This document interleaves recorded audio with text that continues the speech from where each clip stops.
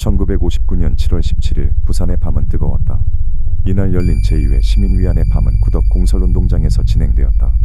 전쟁의 흔적이 채 아물지 않은 시절, 사람들은 음악을 들으며 마음의 공허함을 달래고자 모였다. 무대 위에서는 당대 최고 인기 연예인들이 시민들을 위해 노래를 불렀고, 운동장 관중석은 사람들로 가득 찼다. 그곳에 있던 누구도 몰랐다.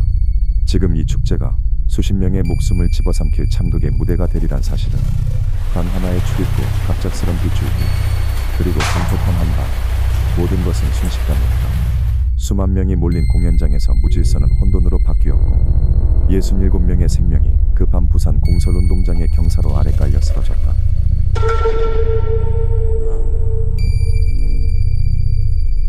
행사는 국제신보사가 주최하고 부산시가 후원한 시민위안 행사였다. 시민위안의 밤이라는 이름으로 열린 이 공연은 1959년 한국 사회에서 보기 드문 대규모 문화행사였으며, 전쟁과 피난의 혼란을 견뎌온 부산 시민들에게 잠시나마 위로와 즐거움을 선사하고자 마련된 자리였다. 장소는 구덕 공설운동장이었다. 당시엔 부산 최대의 실외 행사장이었고, 운동장 주변으로는 스피커와 무대 조명이 설치됐으며, 중앙 무대에는 당시 한국을 대표하던 유명 가수들이 출연할 예정이었다. 무대에는 복혜숙, 최은희, 백설이, 나혜심, 현인 등 당대 최고 인기 가수들이 출연했다. 이들은 전후 세대에서 절대적인 인기를 누리던 스타들이었고, 시민들은 그들의 무대를 직접 보기 위해 그날 오전부터 줄을 서기 시작했다. 홍보 포스터에는 국민 가수들의 감사 공연 전 시민 무료 입장이라는 문구가 크게 인쇄되어 있었고, 그 포스터는 시내 전신주, 버스 정류장, 극장 입구 등지에 붙어 부산 전역으로 퍼져나갔다. 소문은 삽시간에 퍼졌고, 시민들은 연예인을 직접 본다는 기대에 들떠 운동장을 찾았다. 가족 단위 관람객부터 학생들, 군복을 입은 병사들까지 다양한 계층의 시민들이 모여들었고, 운동장에는 예상보다 훨씬 많은 3만여 명의 인파가 몰렸다. 그 중에는 아이의 손을 잡고 나온 어머니도 있었고, 공장에서 일을 마치고 막 달려온 청년들도 있었다.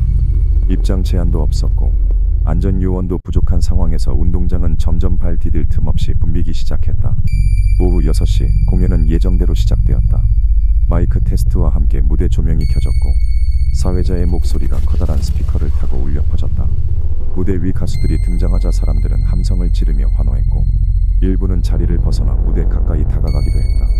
당시 구덕 운동장에는 객석이 따로 없었기 때문에 사람들은 잔디밭 위에 신문지를 펴고 앉거나 경사면 위에 선 채 공연을 관람했다.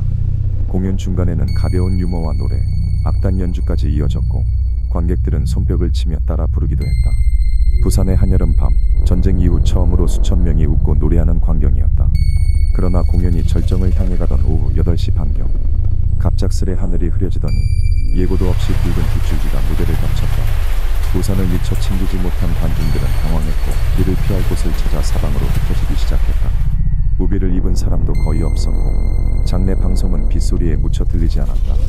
사람들은 한꺼번에 운동장 출입구 쪽으로 몰려들었고, 그제야 무대 아래로 퍼지던 웃음은 멈췄다. 기대와 흥분으로 가득했던 분위기는 단 몇 분 만에 불안과 혼란으로 바뀌었다. 그리고 그 불안은 곧 공포가 되어 수많은 사람을 그 어두운 경사로 아래로 몰아넣기 시작했다. 수면 위로 파도가 밀려들듯 군중은 아래쪽 경사로를 따라 한꺼번에 몰려들었다.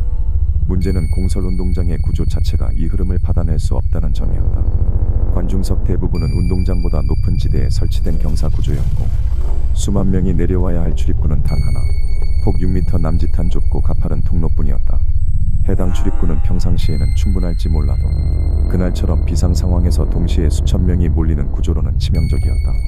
더욱이 공연 도중 질서를 유지한다는 명목으로 경찰이 관중석과 출입구를 연결하는 계단 일부를 막아놓고 있었고, 그로 인해 이동 경로는 더욱 비좁아졌다. 공식 안전요원은 몇 명 되지 않았고, 비상시에 관중을 유도할 펜스나 완충 공간도 없었다. 관객들은 통제 없이 무대를 향해 다가갔던 것처럼 이제는 통제 없이 출입구를 향해 몰려들고 있었다. 그리고 그때 경찰은 인파를 분산시키기 위해 공포탄을 발사했다. 20여 발의 총성이 울려 퍼졌다. 군중 사이에선 총이다! 무슨 일이야? 라는 외침이 뒤섞였고, 그 소리는 곧 패닉을 유발했다. 비명과 비소리도 총성. 사람들은 어떤 방향이든 빠져나가려 했다. 그러나 경사로는 이미 사람들로 가득 찼고, 누군가의 팔과 발, 그리고 어깨가 서로 엉켜있는 상태에서 단 한 사람만 넘어져도 연쇄적으로 도미노처럼 무너질 수밖에 없는 상황이었다. 결국 경사로 중간 지점에서 누군가 발을 헛디뎠고, 이어 몇 명이 연이어 넘어졌다. 누운 사람 위로 수십 명이 연달아 덮쳐졌고 몸은 엉켜서 움직일 수 없었으며 숨도 제대로 쉴 수 없는 상태가 되었다. 사람들은 땅이 아닌 사람 위에 쓰러졌고 팔과 다리가 아래 깔린 사람들을 누른 채 얽혀버렸다. 누군가는 비명을 질렀고 또 다른 누군가는 소리도 내지 못한 채 그대로 멈춰섰다. 숨이 끊어진 채 엉켜 쓰러져간 이들은 결국 아무 말도 남기지 못했다. 그날 저녁 구덕 공설운동장의 좁은 출입구는 단순한 통로가 아니었다. 목숨을 삼킨 덫이었다. 이 사고로 즉사한 인원이 54명이었고 병원으로 옮겨졌으나 끝내 숨진 이들을 포함하면 사망자 수는 총 67명, 부상자는 150여 명에 달했다. 사망자 중에는 초등학생도 있었고 가족과 함께 온 어린 자녀도 있었다. 희생자 대부분은 10대 후반에서 30대 초반의 젊은 시민이었다. 그들은 단지 공연을 보러 온 것뿐이었고 즐거운 시간을 보낸 뒤 무사히 귀가할 계획이었다. 하지만 비와 사람 그리고 대응 실패는 그 단순한 일상을 지켜주지 못했다. 사고 직후 부산시는 곧바로 사고 수습에 나섰고 정부 역시 관련 부처에 긴급 보고를 지시했다. 당시 이승만 대통령은 즉각 유가족과 부상자에게 조치를 취하라는 지시를 내렸지만 그 말은 너무 늦게 도착한 사후 처방에 불과했다. 현장에는 이미 희생자들의 신체가 겹겹이 놓여 있었고 가족들은 체육관 앞에 줄을 서서 덮개를 들춰가며 신원을 확인해야 했다.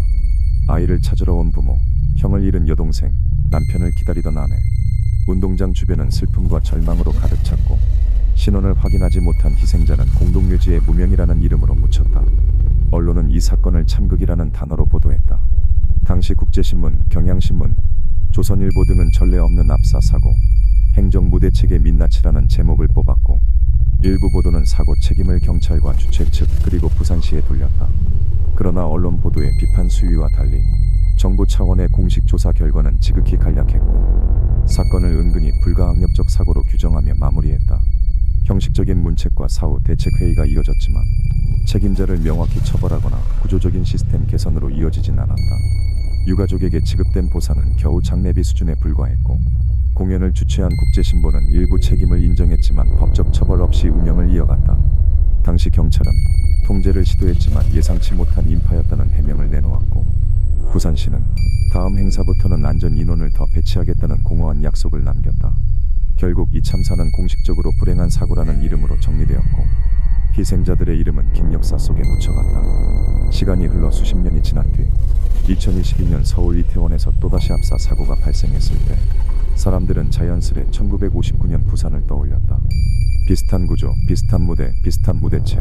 단지 장소와 시대만 달라졌을 뿐 수많은 생명을 앗아간 메커니즘은 변한 것이 없었다. 많은 인파, 좁은 통로, 통제 실패, 그리고 압사. 예고된 위험은 늘 거기 있었지만 그 위험 앞에서 우리는 여전히 너무 무기력했다. 안전은 단 한 번의 방심으로 무너졌고 그 대가는 언제나 가장 약한 이들에게 돌아갔다. 부산 공설운동장 압사 사고는 단순한 옛날 일이 아니다. 군중관리, 행정책임, 대중안전이라는 시스템 전반의 허점을 보여주는 한국 사회의 오래된 그림자다.